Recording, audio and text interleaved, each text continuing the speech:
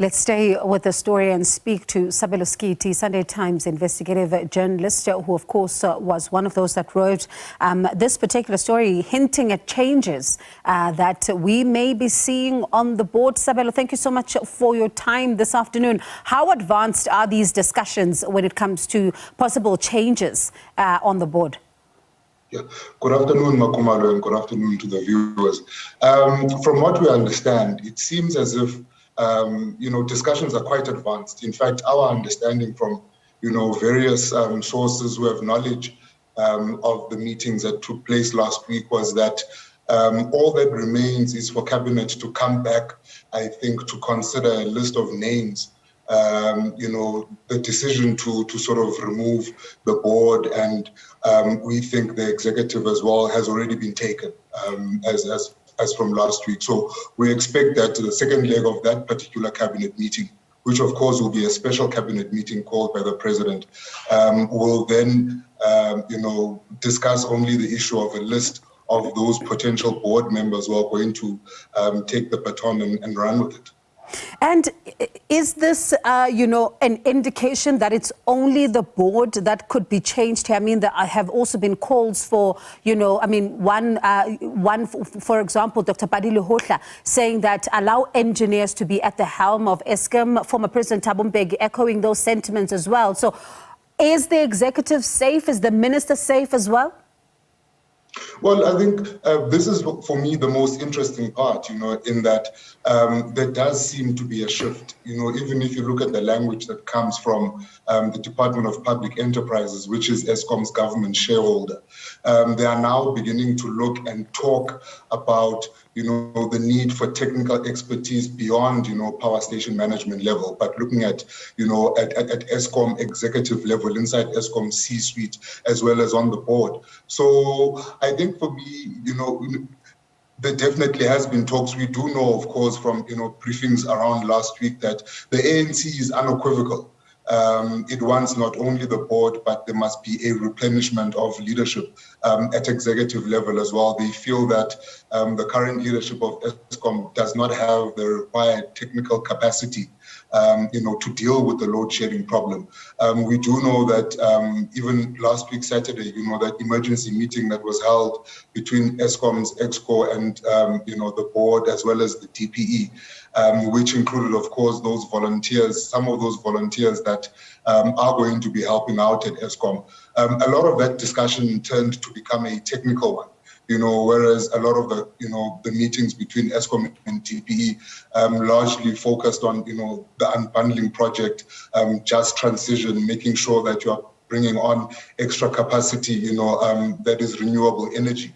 But now, we understand that meeting focused, in fact, on getting a grip on, the breakdown of plant and talking about whether that current executive at Eskom really does have a technical understanding of the issues at play when it comes to these breakdowns of these units at these Eskom power stations. And even before we get to some of the technical skills and the processes around, we saw even Solidarity, for example, saying that it was going to, supply that list. But I'm keen to hear if maybe you've heard anything on this one, because the president cut short his trip, and some said that that's not going to change anything. And even, others saying that the Public Enterprises Minister also must have some difficult questions to answer here. Has the ANC said anything in this regard when it comes to their deployees as well?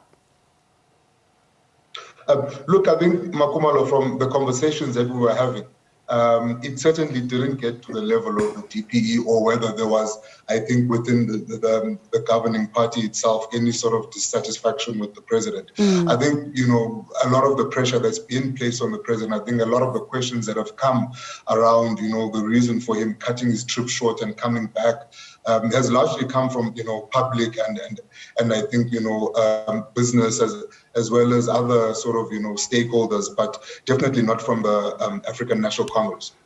So when we then look at, I mean, when I was reading that article, there's also something very interesting where, you know, there's talk of how good the managers at the power stations are and how much of a good job they are doing, but they kind of like, you know, kind of lack some of the requisite experience. And then now there's talk again of bringing in some of those that are going to be mentoring them. This is a conversation that has been had over time. Even Solidarity saying that while they are providing some of the names, they don't know how soon the processes are going to be moving here.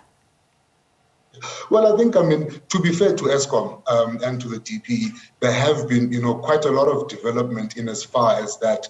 I do understand that Eskom is currently now in the program of reopening its, you know, internal academy to actually help boost, you know, that technical capacity. And I think one thing that needs to be said here is that, you know, a lot of the managers that run power stations at Eskom currently are qualified and they do have, you know, the capacity to do this. But the problem is that they don't have the requisite experience. You know, I think if you talk to a lot of the people that are inside Eskom and people that have been inside Eskom, you hear, you know, the turn of phrase of walking the plant. You know, that sort of speaks to how well you know the plant that you are working on. You know, do you understand each nook and cranny? Do you understand its, you know, peculiar behavior? You know, do you know where, for instance, a lot of the problems arise from there so that you can try and preempt them? So I think a lot of the people that, you know, are talking are people that would have that requisite experience and that expertise dealing with those particularly troublesome power stations.